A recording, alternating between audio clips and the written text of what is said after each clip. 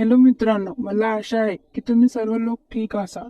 आज मी तुमच्यासाठी एक गोष्ट घेऊन आलो. मला आशा आहे की तुम्हाला ती खूप आवडेल. ही माझ्या जीवनची एकदम खरी घटना आहे. आधी मी माझी माहिती देतो. माझे नाव आदर्श आहे आणि माझे वय 19 आहे. मी ठाण्याचा राहणार आहे आणि आता मी अभ्यास करत आहे. माझा हाईट 5 फूट 9 इंच आहे आणि माझ्या नागराची साईट 6 इंच लांब आणि 3 इंच जाड आहे.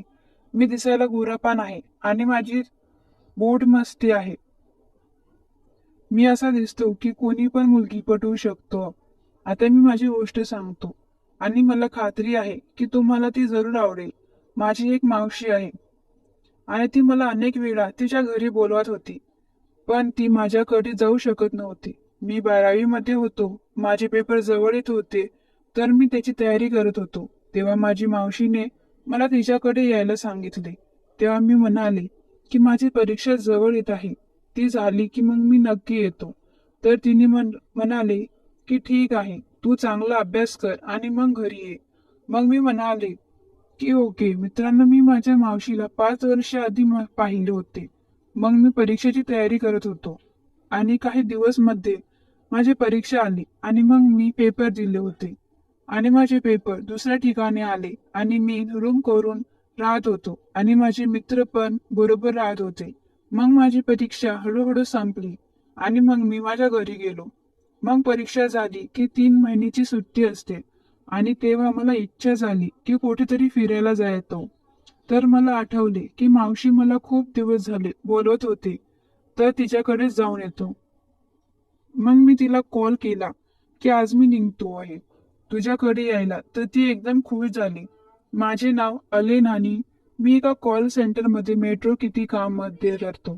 मी खूप छोट्या ठिकाणाहून येत असल्याने मी फार श्रीमंत नाही आणि मी खूप लवकर काम करण्यास सुरुवात केली. पण मुलगा असल्याने माझी कंपनीने मला नाईट शिफ्ट दिली. मी शहरात एकटाच राहतो असे मला तसा काही प्रॉब्लेम नव्हता. मी सिटी जॉब मध्ये नवीन होतो.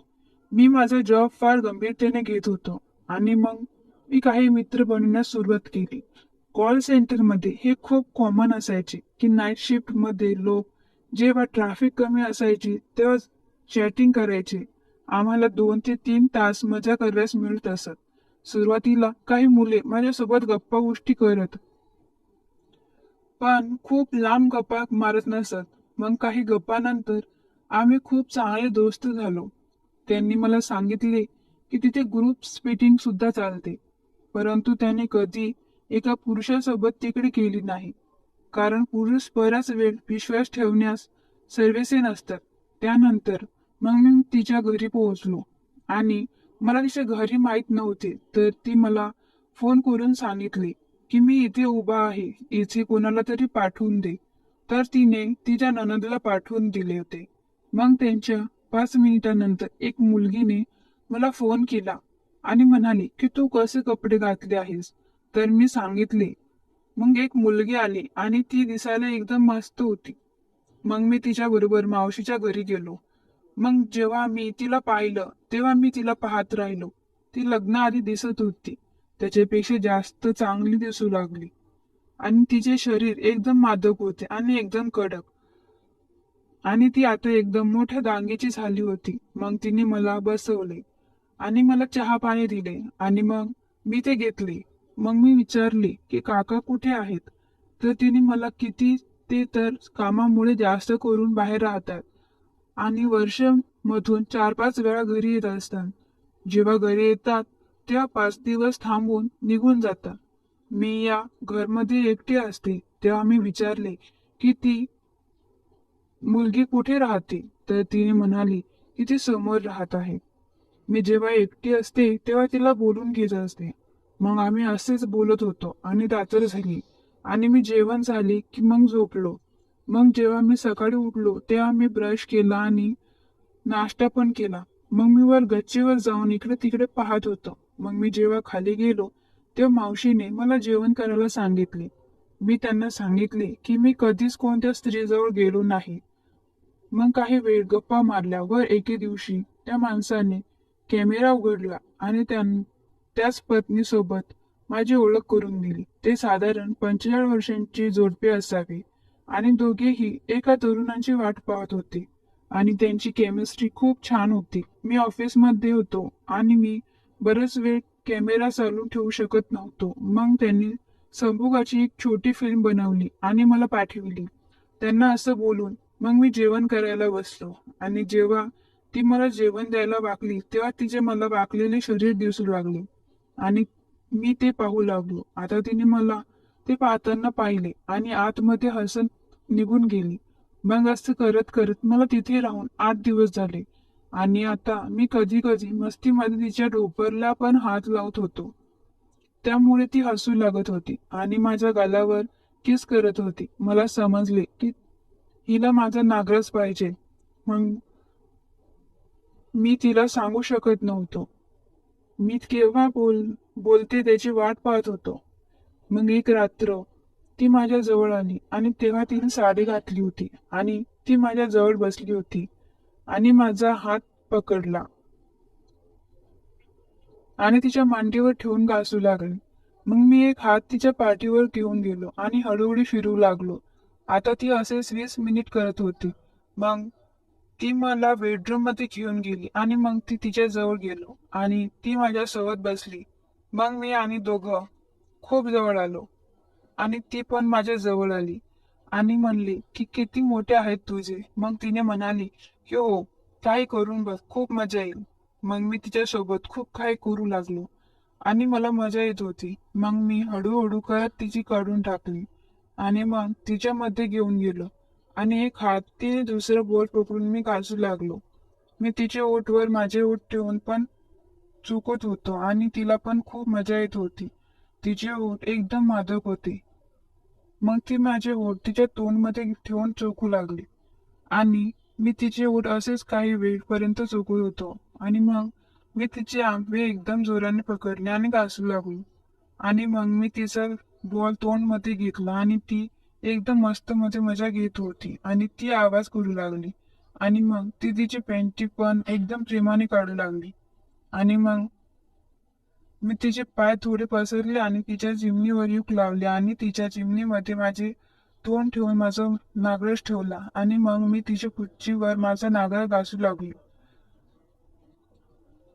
ती आवाज करत होती आणि मला मजा येत होती. मग तिने मला धक्का दिला आणि मला सोफ्यावर पडली आणि ती पटकन माझ्यावर येऊन बसली आणि मला वेड्यासारखी केस करू लागली आणि चावे घेऊ लागली. ती म्हणाली की तू आज माझी आग भडकवली आहेस आणि आता तिला तू शांत करायची आहे.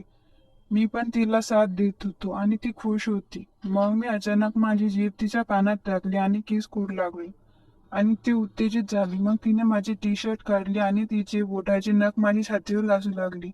वा आणि माझे निप्पल नखाने पकडून ओढू लागली.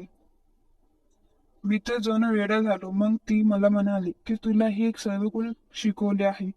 तर मी म्हणालो की तुमच्या बहिणीने शिकवले आहे. हे ऐकून तिचे होश उडाले आणि म्हणाली की आरामखोर, काय म्हणत आहेस तू, माझ्या आईला ठोकतोस. मग मी हसलो आणि हो म्हणालो आणि म्हणालो की त्यामध्ये चूक काय आहे. मी माझ्या आईची तहान भागवत आहे. मी चांगली काम आहे. मी वेडा झालो. मी वेळ न घालवता तिच्या माझी जीभ टाकली आणि चोकू लागलो. मी तिची खूप वेळपर्यंत माझ्या जिभेने योगायुकी केली. मग ती मला बेडवर झोपवली. ती माझ्या कानाकडे आली आणि म्हणाली की तुझ्या युकीने हिला ओली कर. मग मी तिला चिमणी चाटू लागलो आणि ती माझा नागरथ हिलवून तयार करू लागली. आता तिला पण कंट्रोल करणे अवघड झाले होते आणि ती मला पुन्हा पुन्हा म्हणत होती की प्लीज टाकून दे.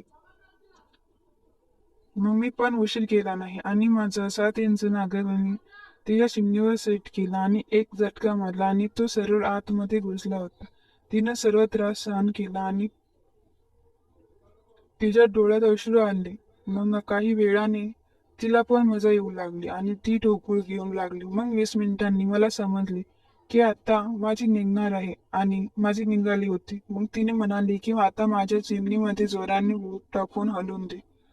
मग मी तिच्या चिमणीमध्ये माझे टाकले आणि जोरात जोराने हलवू लागलो आणि मग काही वेळ नंतर ती एकदम जोराने ओरडू लागली आणि तिच्या चिमणीमधून एक गरम धार निघाली. मग ती एकदम खुश आणि शांत झाली. मग आणि माझी मावशी झोपलो आणि असंच एकदम नागडे एकमेकांना चिटकून झोपलं गेलं. मग जेव्हा मी आणि ती सकाळी उठलो आणि मग मी तिला परत ठोकले आणि जितके दिवस मी माझ्या मावशीच्या घरी राहिलो तितके दिवस तिने माझ्याकडून ठोकून घेतले होते आणि खूप मजा घेतली आणि ती गोष्ट त्याला आराम देत होती. मी सुद्धा आता पाणी सोडणार होतो आणि एका जोराचा फोर्सने माझे पाणी बाहेर आले. मी माझा नागराज ओढला आणि तोपर्यंत सर्व पाणी बाहेर आले होते. माझा नागराज आता दुखत होता पण मी हे सर्व एन्जॉय केले. माझा नागराज आता खूप छोटा झाला होता. मग मी काही मिनिटांनी ते झोपडे माझ्यावर आले आणि माझा नागराज सोबत खेळू लागलो. ते हसले आणि आम्ही सर्वांनी कपडे घातले. मग तो पूर्ण दिवस मी त्याच्यासोबत घालविला आणि तो एका चांगला अनुभव होता.